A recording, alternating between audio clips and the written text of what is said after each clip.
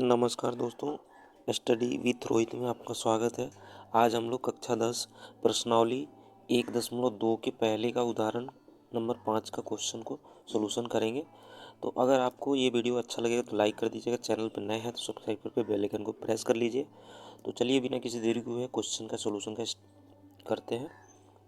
तो क्वेश्चन है 4 के पावर n पर विचार कीजिए जहां n एक प्राकृतिक संख्या है। जांच कीजिए कि क्या n का कोई ऐसा मान है जिसके लिए 4 के पावर n अंक शून्य पर समाप्त होता है। यानी कि शून्य पर समाप्त होने का मतलब कि इकाई अंक 4 के पावर n का इकाई अंक जो है शून्य होना चाहिए।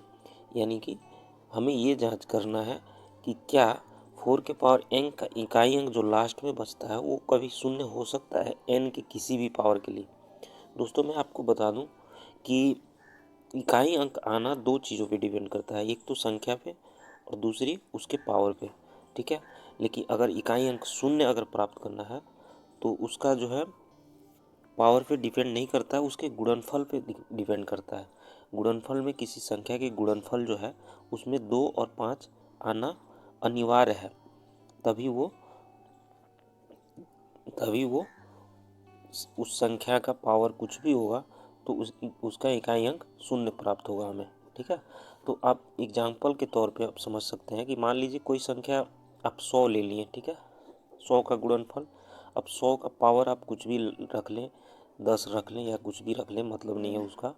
कि 100 का गुणनफल में आप देखेंगे तो 100 में 2 और 5 जरूर आएगा, 50 और 2 फिर 25 और 5 फिर 5। ठीक है, यानी कि इसका गुणनफल हो गया 2 गुने 2 गुने 5 गुने 5।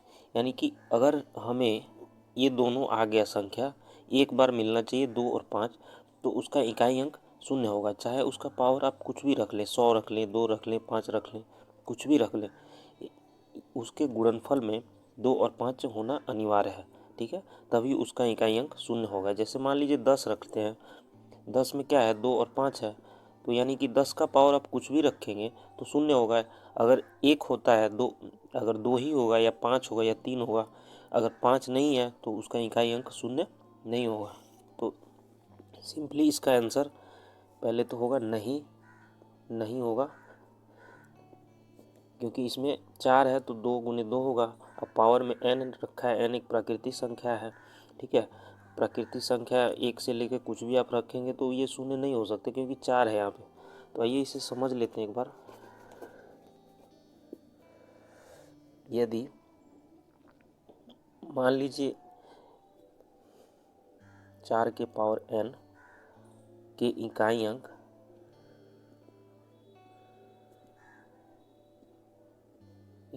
शून्य है, मान लीजिए अगर है तो इसके गुणनफल में, इसीलिए इसका गुणनखंड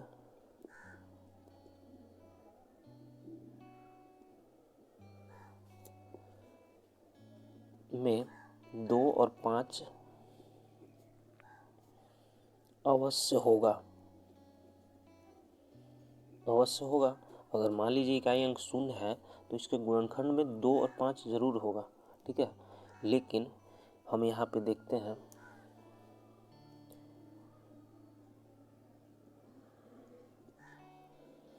4 का पावर n बराबर 2 के पावर n गुने 2 के पावर n। हम ऐसे लिख सकते हैं अलग अलग तोड़ के गुणनखंड के रूप में।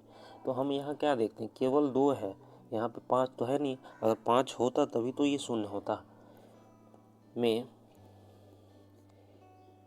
केवल 2 का पावर n ही अभाज्य गुणनखंड है।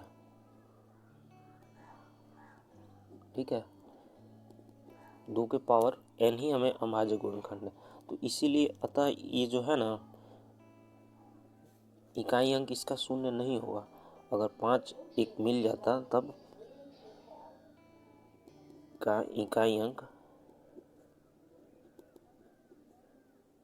कभी भी शून्य नहीं हो सकता है, नहीं हो सकता है। ठीक है, तो उम्मीद करते हैं आपको ये वीडियो अच्छा लगा होगा। अगर वीडियो अच्छा लगे तो लाइक कर दीजिएगा, चैनल पर नए हैं तो सब्सक्राइब करके बेल आइकन को प्रेस कर दीजिए। और दोस्तों मैं आपको बता दूं, सारे NCERT बुक का सॉल्यूशन हमारे प्लेलिस्ट में पड़ा हुआ है, डिस्क्रिप्शन में उसका लिंक है, आप वहां से जाके सारे मैथ का सॉल्यूशन देख सकते हैं। धन्यवाद, मिलते हैं नेक्स्ट वीडियो में।